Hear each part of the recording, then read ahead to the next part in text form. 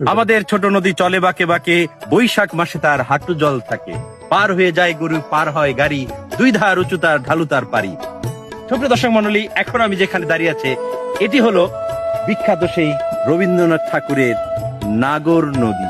এটি সিংড়া এবং প্রতিসরে অবস্থিত।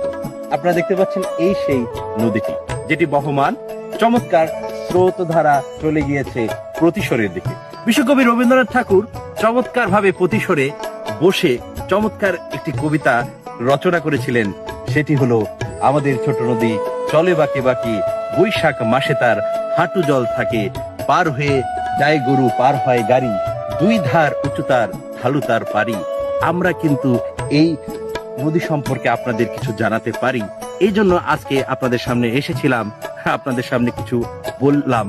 জানি না কার কেমন লাগবে, কে কেমন ভাবে দেখবেন, কে কেমন ভাবে ভাববেন, এটা সম্পূর্ণই আপনাদের ব্যাপার।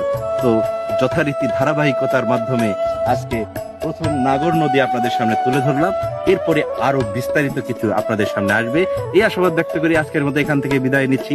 আমি চলন বিলের নকল হানিফ সংকেত। আপনাদের মাঝে থাকবে না কোনো ভেদাভেদ, আসুন আমরা সবাই মিলে গড়ি সুন্দর দেশ, এই আশাবাদ ব্যক্ত করে এখান থেকে বিদায় নিচ্ছি। ভালো থাকবেন, সুস্থ থাকবেন।